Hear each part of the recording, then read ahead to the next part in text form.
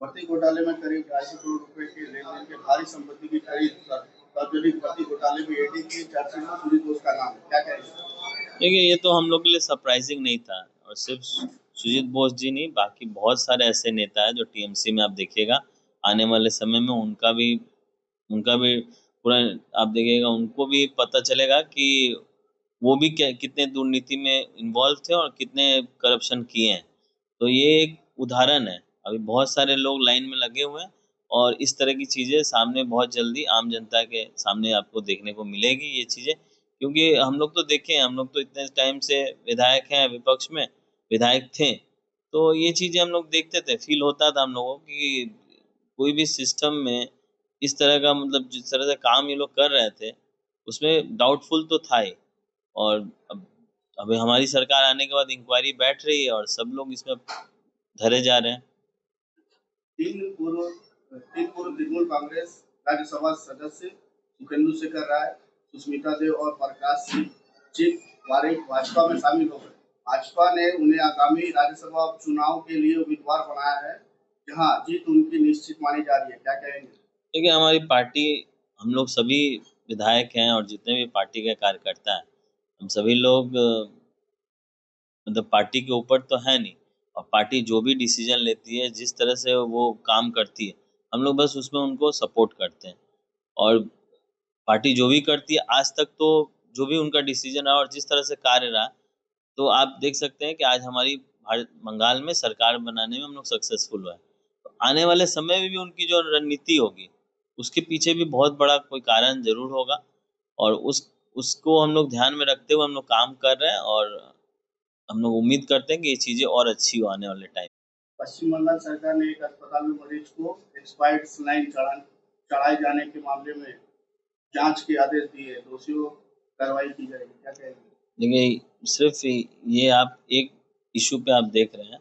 इससे पहले भी जिस तरह से टीएमसी गवर्नमेंट में जो ये सब दुर्नीति हुई है मेडिकल डिपार्टमेंट में, मुझे लगता है कि मेडिकल डिपार्टमेंट में हम लोग को बहुत ज़्यादा सिंसियर होके जाँच बैठानी चाहिए और जल्द से जल्द बैठानी चाहिए। ऐसे बहुत सारी दुर्नीति मेडिकल डिपार्टमेंट में आपको देखने को मिलेगी जो टीएमसी गवर्नमेंट में हुई है और अभी भी उस चीज़ को हम लोग बहुत हद तक तो हम लोग उस पे कंट्रोल करने में कामयाब हुए।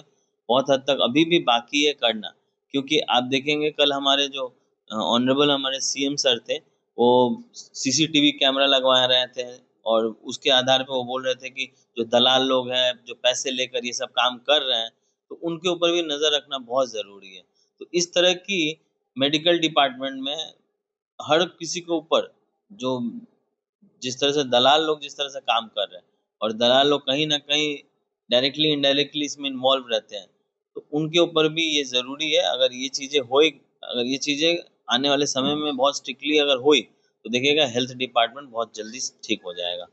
ऑपरेशन सिंधु ने दुनिया को दिखाई भारत की रक्षा क्षमता। पीएम मोदी ने कहा कि आज पूरी दुनिया भारत के रक्षा प्लेटफॉर्म की क्षमता और विश्वसनीयता को देख रहा है। क्या कहेंगे? देखिए, ये तो बिल्कुल सही है कि आप देखिएगा जब से हम लोग मतलब हमारे प्रधानमंत्री जी जब से वो जब से देश के प्रधानमंत्री बने हैं, तब से डिफेंस सिस्टम आगे से बहुत अच्छा हो गया।